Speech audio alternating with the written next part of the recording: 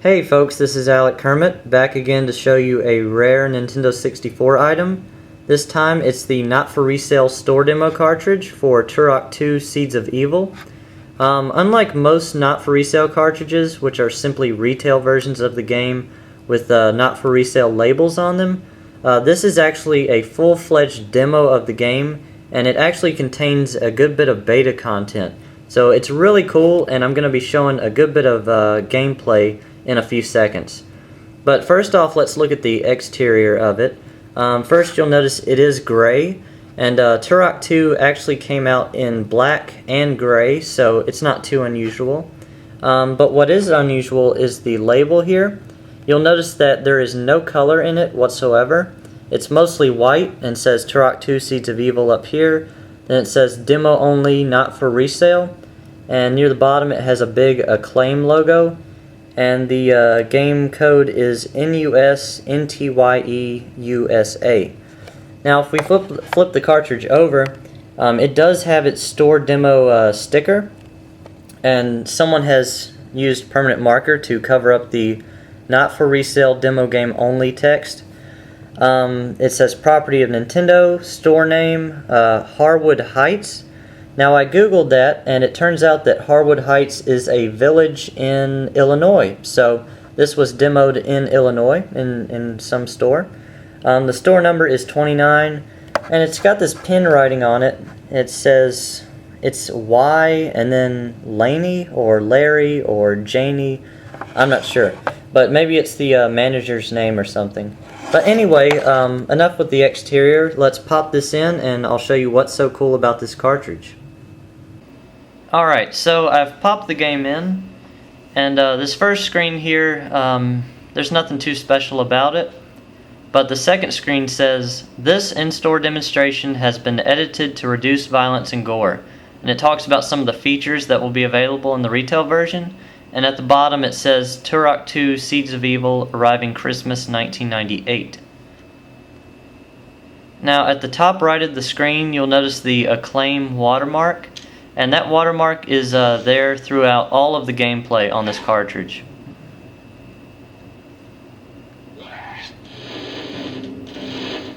This intro is pretty much the same as retail, so I'm going to skip it. We're at the title screen now, and you'll notice that there's no music. And also on the menu there's no music as well. Now in the retail version there's always music playing on the title and menu screens, so that's kind of a small difference. Now under sound options there's nothing too special here, but under the regular options you'll notice the list is considerably shorter than the retail version. Some noticeable omissions are the blood option as well as the high res mode. Now this cartridge actually doesn't utilize the expansion pack whatsoever, so there's no high res support. Also if you look under control type, the types are Turok and Golden, and in the retail version they're called Expert and Arcade respectively. Now the Golden here is thought to be named after GoldenEye, as in GoldenEye 007, because this control scheme is very similar to GoldenEye 007's. But with this game you should always play under Expert, or in this case Turok mode. It makes aiming a lot easier and more precise. So we're back at the main menu, and you notice there's 3 locations to choose from. And these are all locations within the first level of the game, which is Port of Ardia. So I'm going to choose the first location here.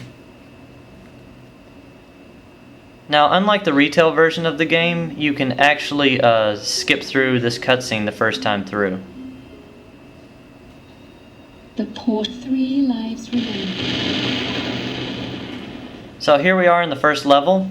There's some things to go over here, so let's start off with the weapons. Unlike the retail version, you get to start with a lot of weapons, and of course this is for demoing purpose, so you can try out some of the cool weapons in the game. Also, you'll notice that the weapon selection menu is completely different than the retail as well. Now in the retail version, standard, you hold down A and then you then you use the control stick to point at a weapon on kind of like this wheel looking setup, and it's a lot like choosing an item in Twilight Princess. It's kind of looks like that. But in the demo, you actually just have to press the A button and it cycles through this vertical list of weapons. Now in the retail version, you actually can change it to this vertical scrolling list, but it still doesn't look quite like it does in this demo. In the retail version, there's no icons around the weapons themselves, and the list actually scrolls downwards instead of upwards. So just an interesting little graphical change there. Also, there's some good weapon differences here in this demo that are different than the retail version. First of all is the plasma rifle here. In the demo version, it fires kind of like this sticky bomb kind of thing that sticks to an object and it blows up after a few seconds. Now in the retail version, it's completely different. It fires a single beam and it does instant damage, so it's like a single beam weapon, whereas this is like a mine shooter kind of. So that's probably the biggest changed weapon actually. Another change is with the shredder here. In this demo, it fires kind of like 5 shots at once that bounce around off the walls, and in the retail version it actually fires a single shot, and then once that shot hits an object, then it splits into 5 and bounces around. So this one is instantly 5 shots instead of 1 shot to start off with. Another weapon that was changed is the Firestorm, which is kind of like a minigun. And you can see in the demo here it has a blue muzzle flash and blue bullets. But in the retail version, it has an orange muzzle flash and kind of like yellow greenish bullets. So purely graphical change there. And last but not least is the Magnum Pistol. Now this one's purely a name change. In this demo it's called the Magnum Pistol, but in the retail version it's called the Mag 60. So just a simple name change there.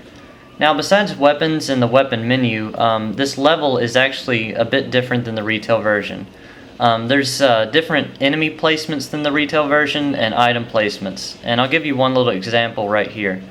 So if you jump in the water, in these alcoves in the retail version, there's these little things you can collect, the little diamonds that increase your 1-up count.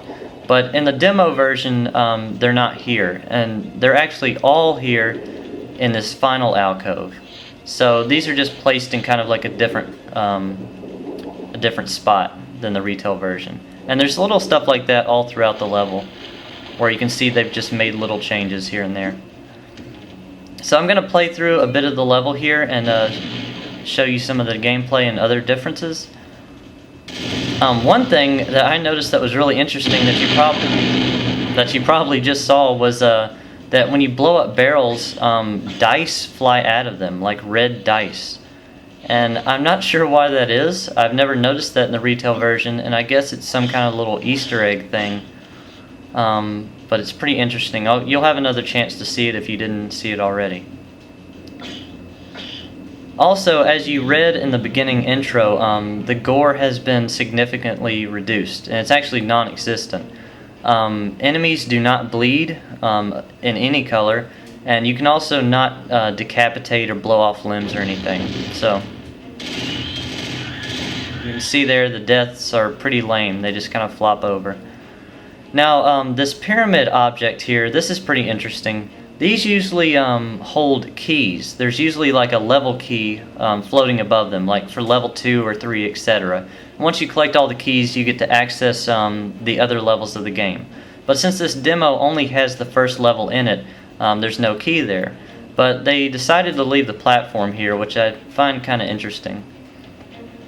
So moving on, there's a couple more enemies.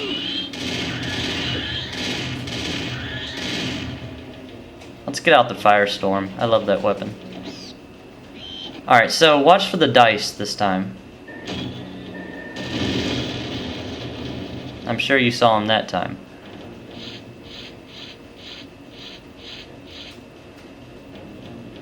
Pistol. So also in this demo, the save warps are there. The saves that are within the big pyramids that you can walk in and you can save your game and such. They are there, but they're not functional. If you walk into them, it says demo and cannot save, so they don't work. Also, if you get to the very end of the game, to the last portal, it also will not warp you and will say this is a demo game, blah blah blah. And the last feature I want to show you in this demo is that if you leave the game sitting for a minute without any control input, it will actually reset itself, which I think is a pretty cool touch, you know, because this was in a store, and if someone was playing and they walked away, after a minute the game resets itself so a new person can come up and choose their level and choose their options. So yeah, that is the Turok 2 Not For Resale store demo cartridge, and it's super awesome. One of my favorite collector items that I own now, and definitely pick one up if you see one out in the wild. Its value is around $60 or so from what I've heard. I paid considerably less for mine because it's not in the greatest condition, but with an item this rare and this cool, condition isn't really a factor for me. So I'm just waiting here for the reset. And there it is.